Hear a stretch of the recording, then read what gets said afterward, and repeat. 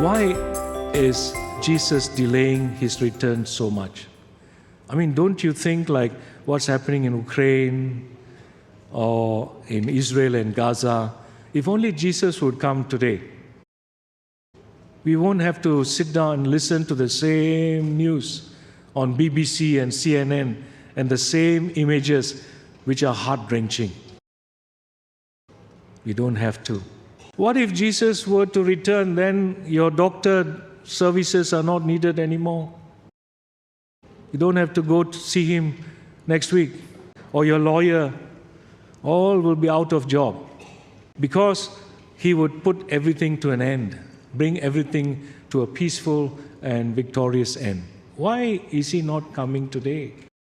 Why?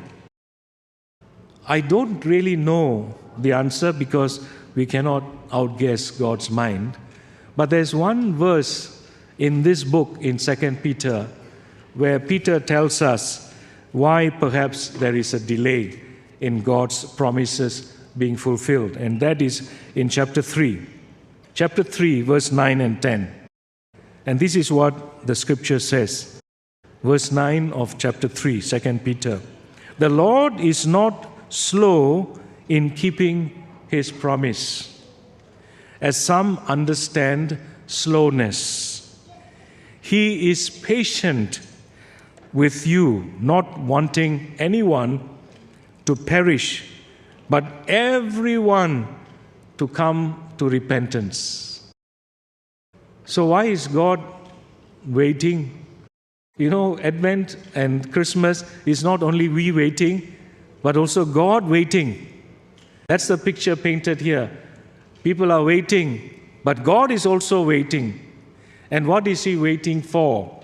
He is waiting to save people.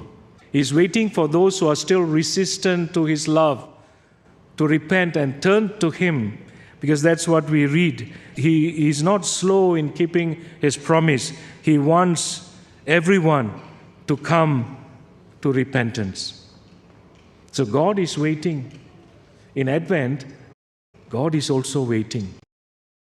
He's waiting today too on Christmas Day. What is he waiting for? He's waiting for us to turn to him, to open our hearts and say, Lord, come in. There is room in my heart for you. I believe you. I believe you. You know, Christmas at its deepest meaning is actually a rescue operation. Turn off all the lights, turn off all the celebrations, put aside all the gifts. Christmas at heart is a rescue operation. God's rescue operation. And in personal terms, God's rescue of me. God has sent his Son to rescue me from the consequences of sin and death. So God is interested in me, in you, and he wants to rescue us. He wants us to respond to him. He wants to keep his promises. So we should respond to him. Maybe there is somebody here who needs to experience this personally and recognize that God has sent his Son to rescue you. You. Forget about the others. God has sent Jesus to rescue you. It's a rescue mission, rescue operation. And it won't be completed until you say yes to Jesus and invite him into your heart. That is God's purpose, we are told today. And don't wait too long.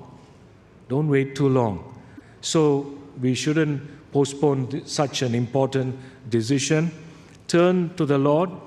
And if your life is in a mess and you are feeling the pain and the disappointment and the frustration and the loneliness, remember God's promises.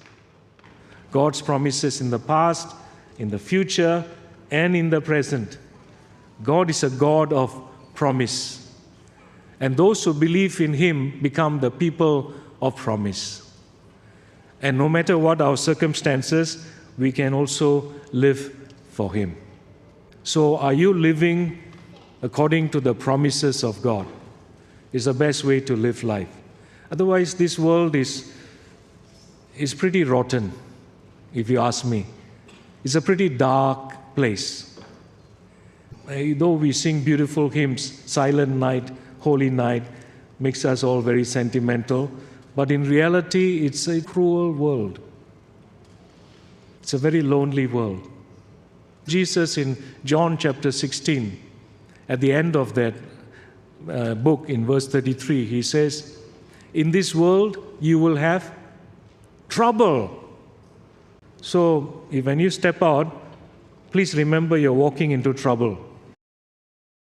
Because Jesus said so, in this world you will have trouble in its many forms. But in me, you can have peace. So we have two addresses here. In this world, in Christ. In one world, trouble. In another reality, peace.